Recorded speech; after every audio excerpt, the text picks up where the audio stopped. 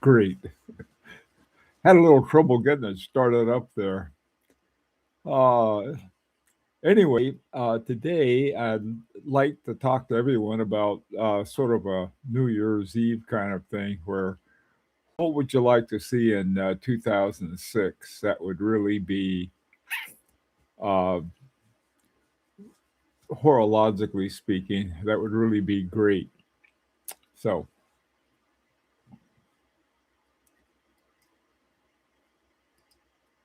put the old chat on. Oh, everything working okay?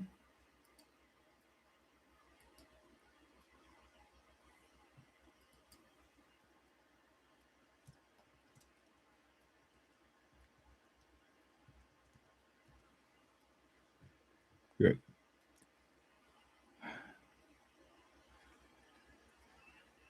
Hey, B Rock, how's it going?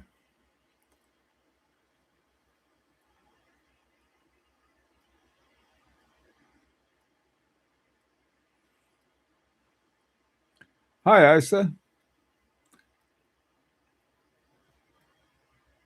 Michael, Kenneth, good to see everybody.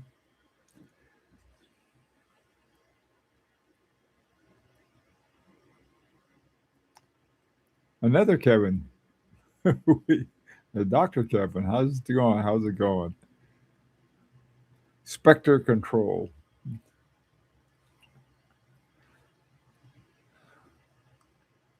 Oh, thanks, Kev.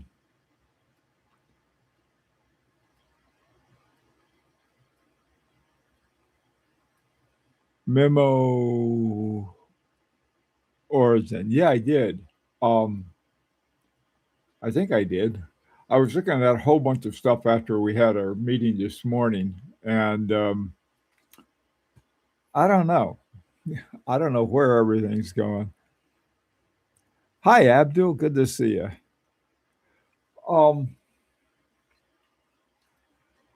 I think there are different kinds of things, but in terms of what I'd like to see, what I'd like to see the most, and as soon as possible next year, is have them finished with our watch, and by our watch I mean the Lyrique E2 number two. Still trying to get all those dials out. Once that's happened, I tell you that I think will be that'll be a great thing. But now that's more like a personal thing, or for for a lot of us it is. But what I was thinking of when I thought, well, for 2006, what would I really like to see? And I think uh, for some way to make it possible so that we could have what we'll say are affordable, and I know this is a relative term, but affordable, really good horology. High horology, I think, has sort of burned out in a lot of different ways, to tell you the truth. And I think there's sort of a going to a recognition of that horology as as a hobby. I guess it's both a hobby and a business. I know, but the for collectors, what I'd like to see is somehow for a watch company to find a very profitable way to make watches with interesting horology. That's sort of a garbled way of saying that. And the reason that I want it to be profitable for them is that otherwise they won't stay in business. It's as simple as that.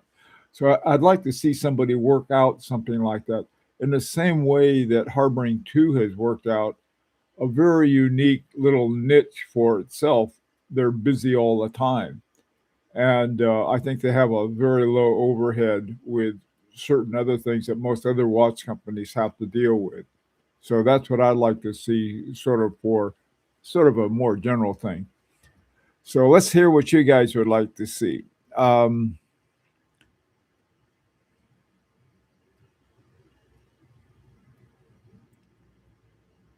Yeah, prices. I don't know what's going on with the prices. I really don't. I know the price of gold has just been going insane, and so that doesn't help us too much.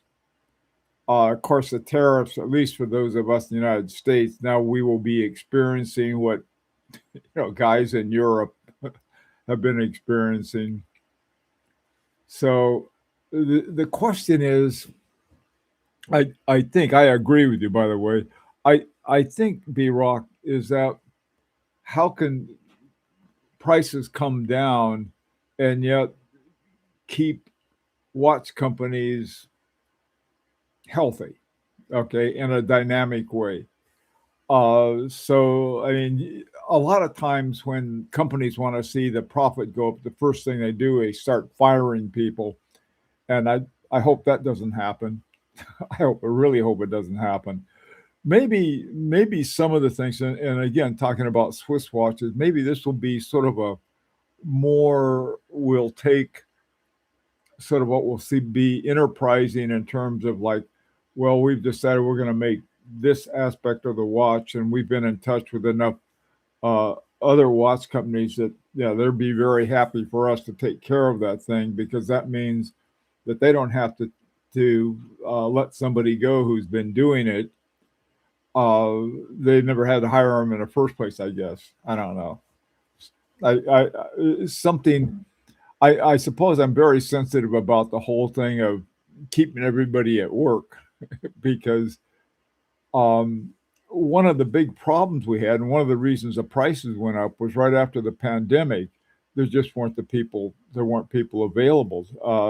They either wanted to get out of the watchmaking business, or they something happened. But there was a. That's when we saw the prices really start to spike, and so I'm very very hopeful that we'll end up with something a little different than that. So, but how is it? How would they be able to do that?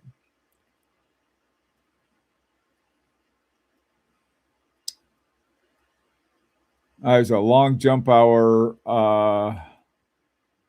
one that Abdul wants. Hey Tim, um, E4 is already a jump hour. It's not E4 Abdul. It'd be L4 or Air Sultan. An affordable Remontois. Me too. That's a good one.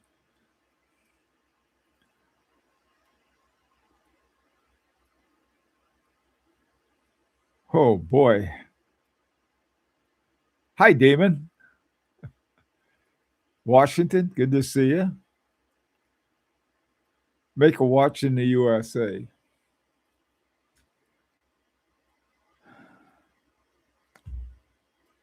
That's they're making them already. I mean,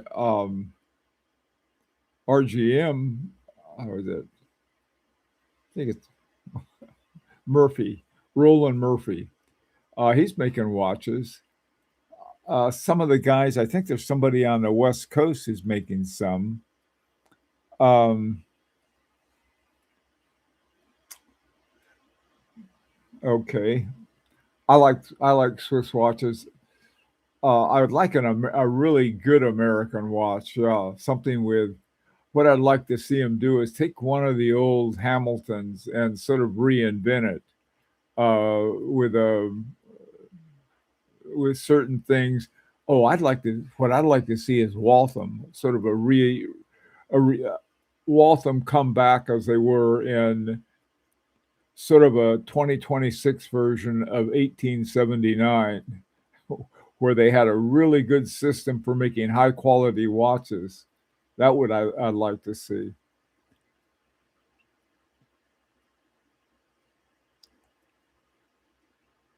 3D printing being used to mass produce high quality, affordable movements. Whoa, Spectre, that is an interesting thing. Well, they may they may do it with AI and no watchmaker involved, kind of thing. Um, as sort of like there was a thing that was somebody have a lemon, some car or something wouldn't work, and I referred to it as a Monday card because people were hungover from the weekend and they didn't do a very good job until Tuesday on.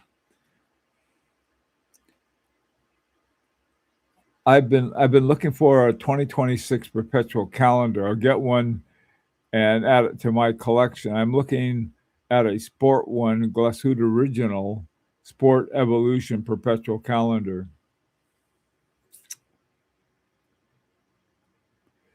Um, One who doesn't really want a perpetual calendar, but if I did want one, the one I would want was the one by H. Moser. That thing is brilliant. Um, I like Glasshoot Original, but being part of Swatch, they have the non regulator hairsprings. I'll call them that. Hi, Von Cruel. Hey, Tony.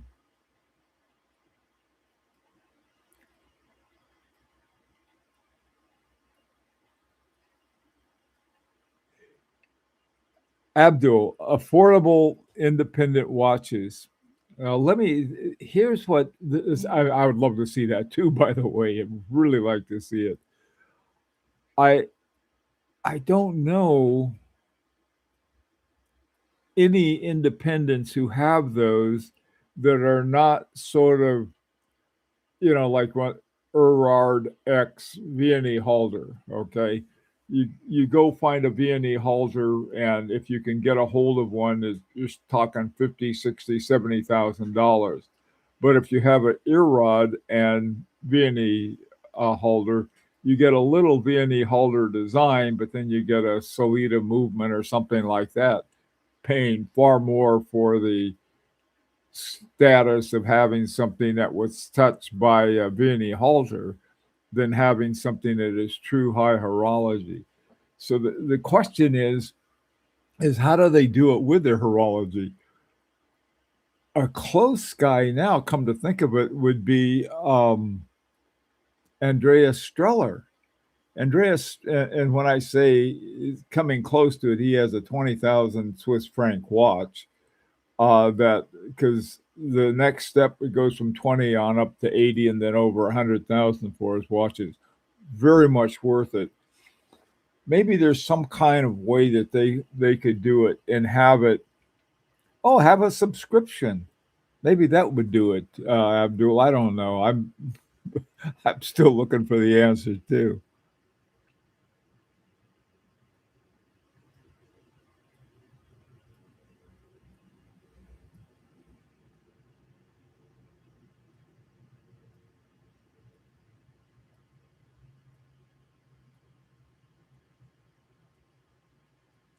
A fair tariff policy. I'd like the tariff policy that the U.S. has to go away. Period. It doesn't do a thing. Watching the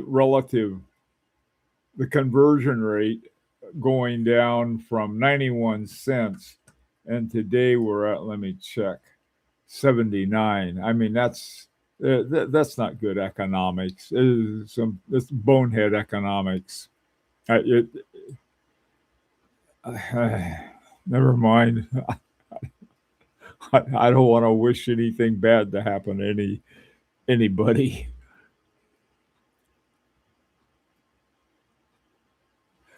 More collaborations. What do you get out of the collaborations other than that's what I'd like to see. I'd like to see collaborations come up with something that one of them couldn't do by themselves, other than a nifty paint job or something.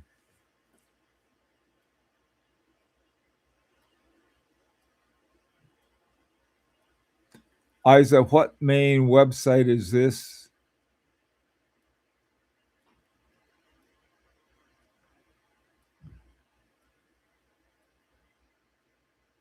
Yes, Van Cruel. That's a great one. That would be great.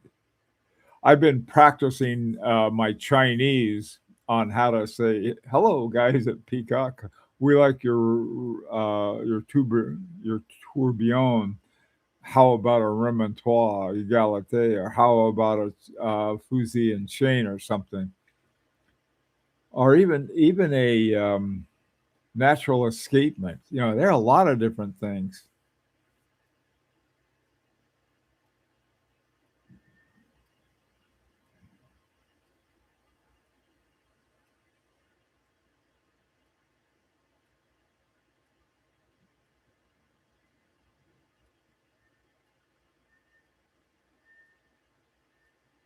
Yeah, I do. That's true. I on like they have that's what they have on the H Moses. Well, I got an idea. Let's see.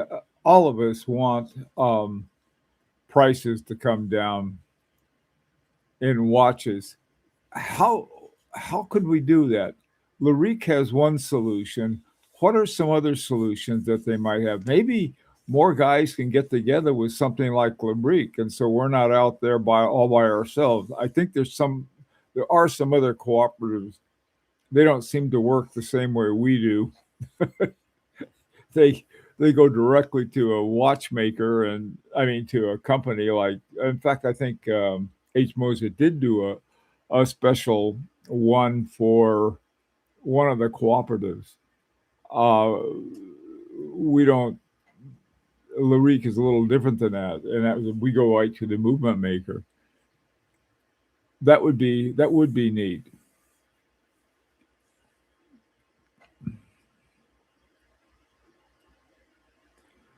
Isa, who did you email?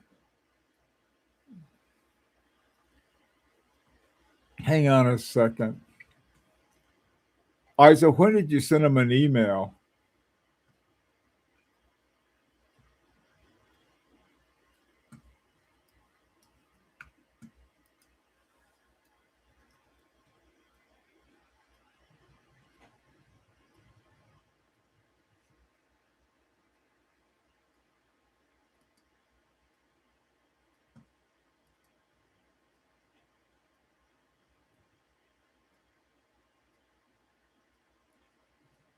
Okay. Isa, by the way, I got the email and I forwarded it to our guy who takes care of waiting list. He should have sent something to you. Um, yep. It was Isa. It was a Christmas gift. It was sent on Christmas Day. Okay, yeah, info Larique. They automatically bounce it to me, and they should be bouncing it to somebody else that we have who handles that, and I'll ask him to respond. We have a waiting list and a number of different ones, and it's a very I don't know what volatile one because sometimes people can are well they say boy I got a watch for you, other times they don't. We've had all kinds of things happen, so maybe we can help you out. I got your email right here, so I will see if I can get some information, more information for you. Okay.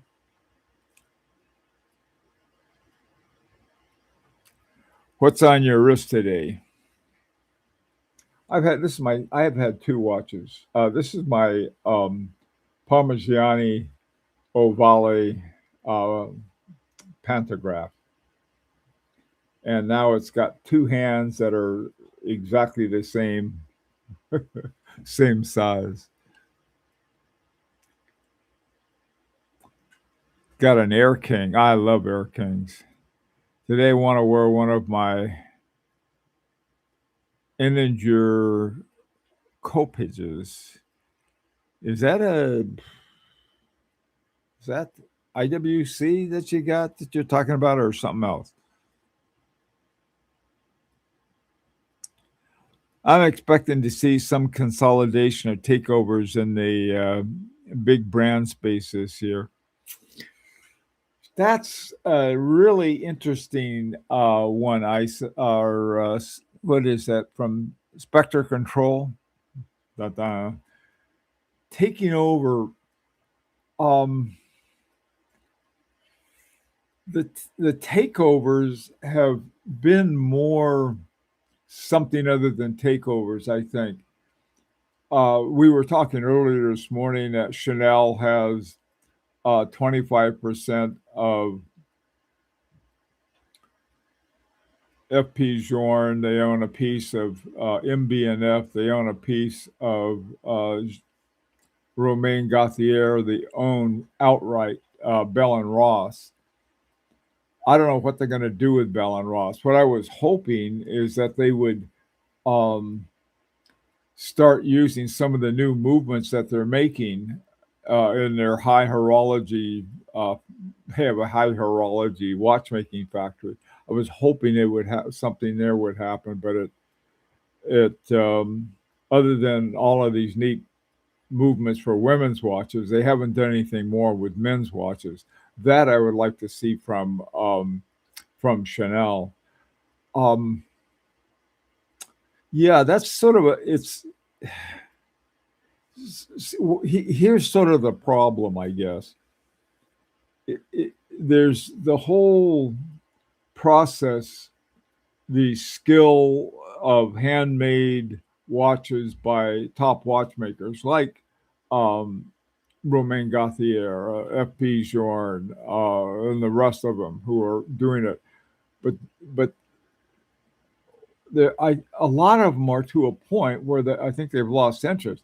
I think F.P. Journe gets bored every now and then, and he comes up with that, like the watch with the fingers 1, 2, 3, 4, 5. I don't know how many of those he made, maybe under a dozen for all I know.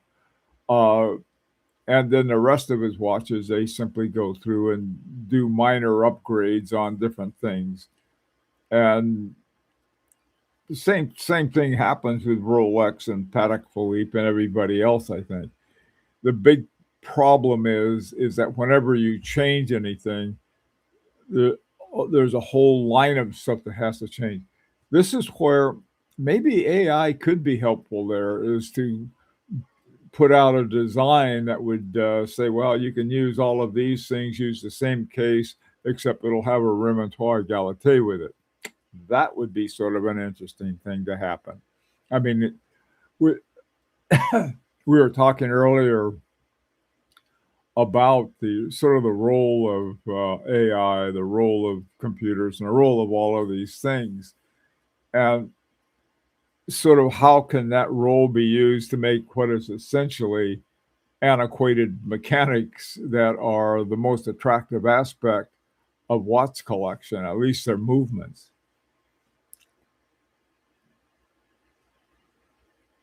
Yeah, Abdul.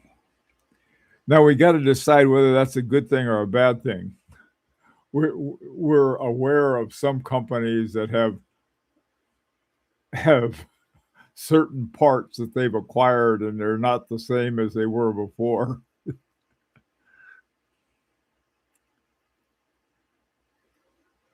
IWC design. Okay, thanks, Von Cruel.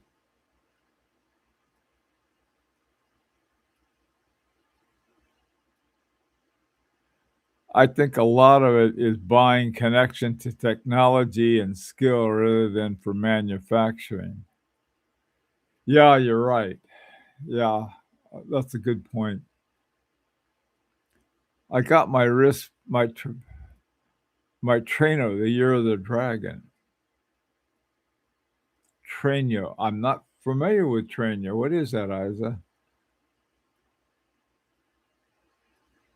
The piece unique. It sounds unique.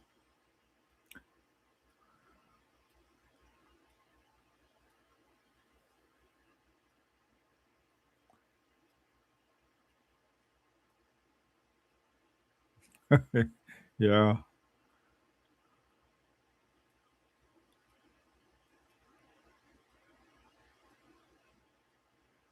Ah, Abdul, that's exactly what I was thinking of too.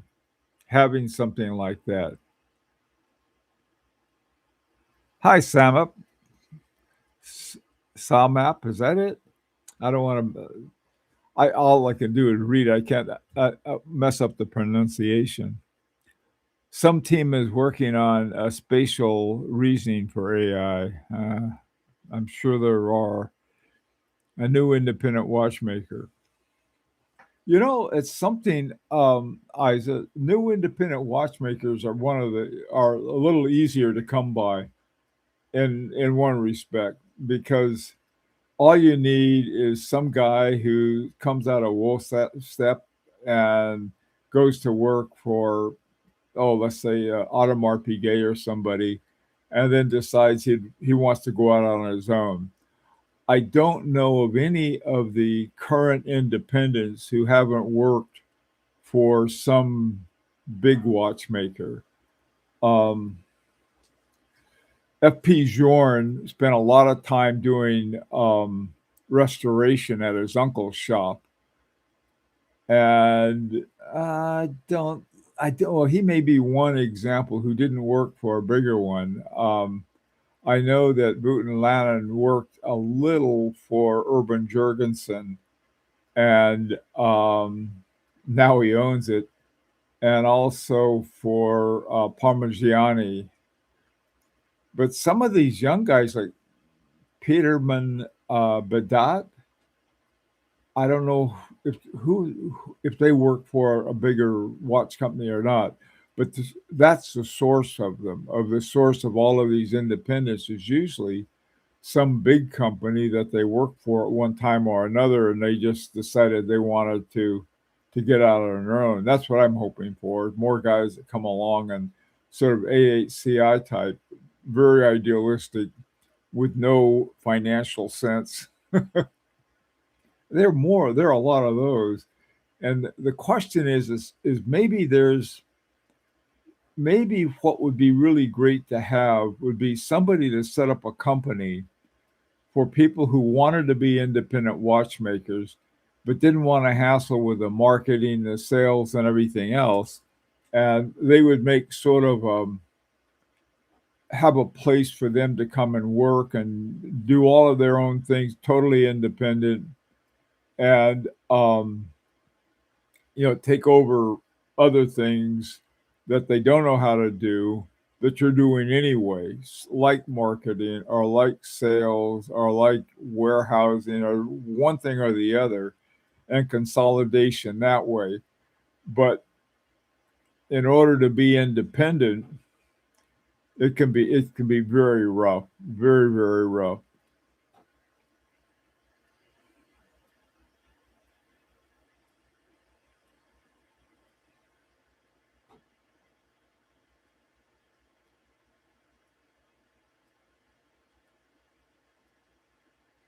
You believe you buy what you like. I agree.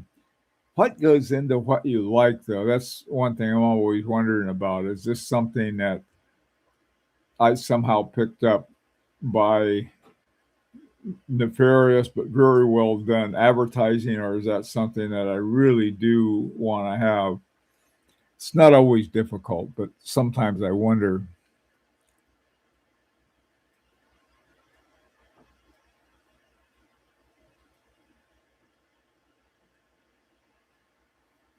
Von Krul, what is LLMS?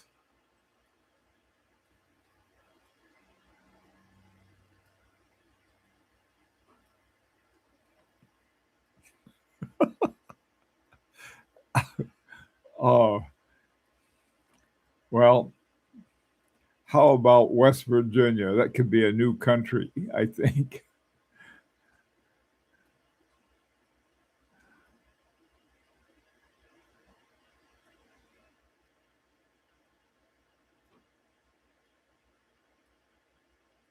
Oh, stone dials? I don't know.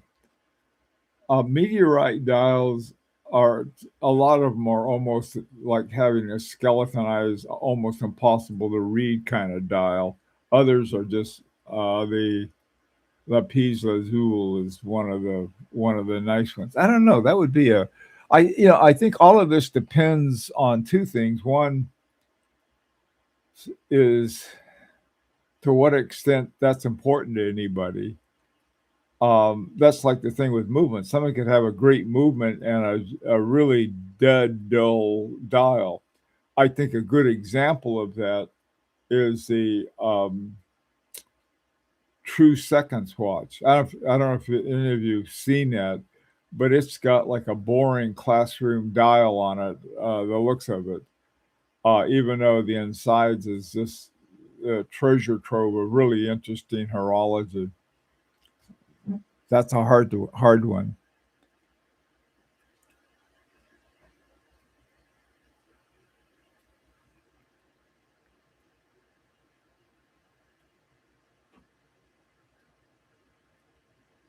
Spectre Indian matchmaking. Is that a related to some kind of collaboration with the Swiss or what? What there was a whole see if I got it right here.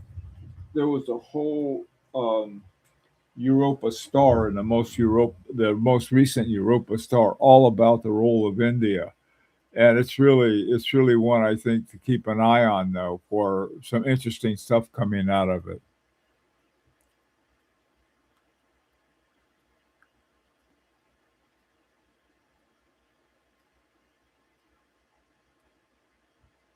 Yeah, large language models, AI. Okay, thanks, Spectre. Okay,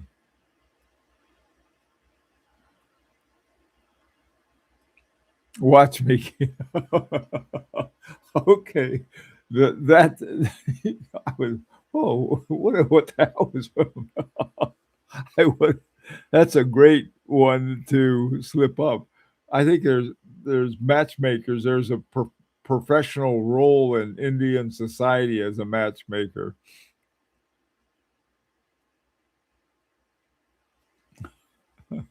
Yeah. Uh-oh. It's time to go. Thought we were talking about Netflix show at first, the Indian match. Yeah, that's what I was thinking too. But anyway, guys, gotta run. Um, go get in trouble with my wife again. So I'm off. Hope you guys have a great rest of the day. And by the way, Happy New Year to all of you. I don't think we'll be meeting up again until after New Year's. And I hope you have a great one. Take care. And those of us in the Northeast, we're in for it for the snow and everything. And see you next year, as they say. Bye for now.